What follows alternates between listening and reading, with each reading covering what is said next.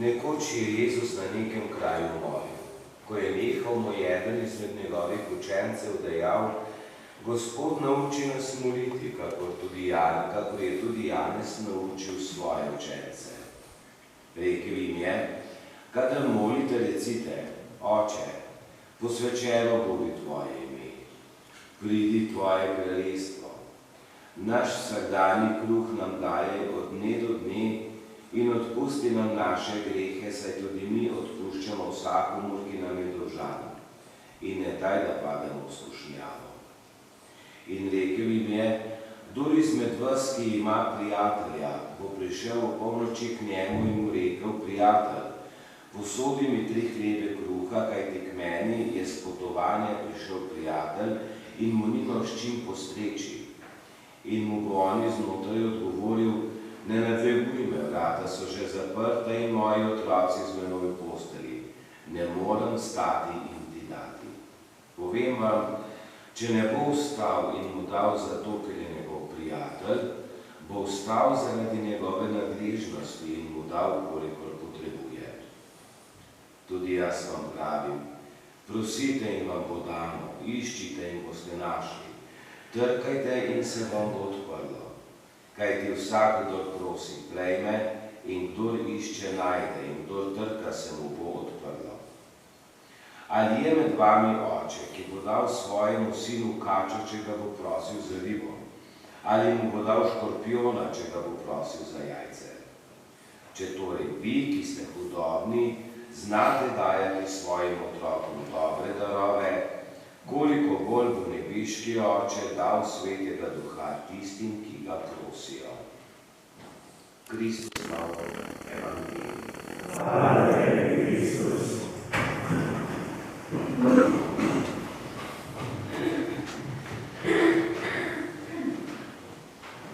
Vsak učitelj, vsak rabi je svoje učence učil tudi moliti.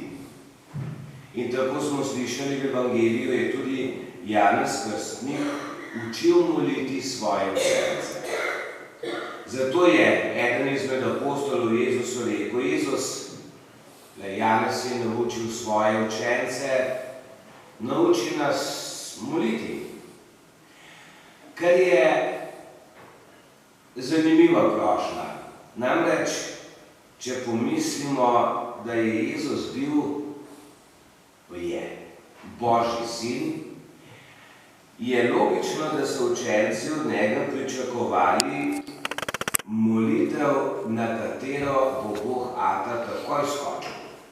Da ne bo odlašal, pa čakal, pa ga je treba prositi dneve in dneve, včasih leta in leta, da že človek obupa, ampak neke čarobne besede, klik in Bog bo skočil.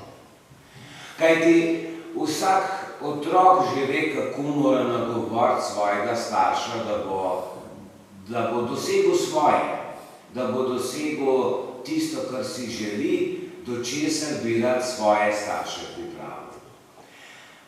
Ljudje vemo, kaj in kako moramo govoriti in se obnašati, da se bomo ljudem prikupili. Ne, da jih bomo odbijali od sebe, ampak da se jim bomo prikupili. Vprašajte politike, oni so strokovnjaki, kako je treba ljudi nategniti. Se pravi, katere besede bi zdaj Jezus kot Božji sin dal svojim učencem.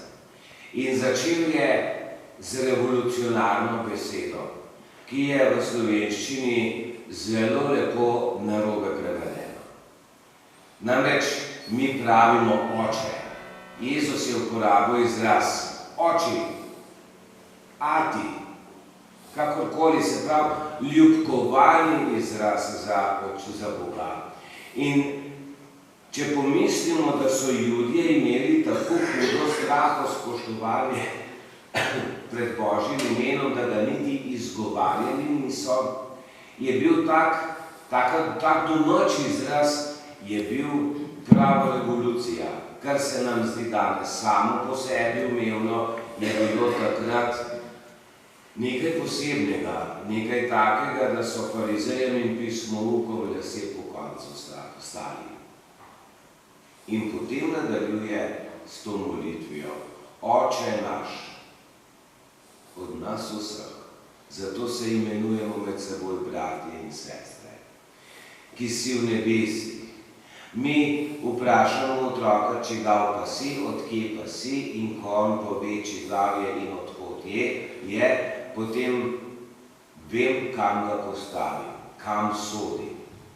In tako imamo tudi mi, ker je naš Oče v nebesih, je s tem povedano, odkot mi prihajamo in kam mi sodimo, kje smo doma. In potem vse naprej do konca. Na koncu pa Jezus poda primerjavo oziroma pokaže na razliko med Božjo in pa človeško dobroto. Samo Božja dobrota je absolutna in pa brezpogojna. Nas pa Jezus v Evangeliju imenuje, da smo hudobni, pa vendar svojim otrokom dajemo dobro. S tem ni mislil, da smo hudobni v svojih srcih, pač pa, da naša dobrota, naša ljubezen, ki jo premoremo, ni absolutna, ni brezpogojna, ampak je za vsako dobroto, za vsako ljubeznijo tudi neka preračunljivost, neko pričakovanje profita v obliki zahvale, v obliki dobrega imena, kakorkoli da že. Ljudje nismo nikoli brezpogojno dobri. To je edino Bog. Smo pa seveda povabljeni, da ga pri tem posnemamo. Amen.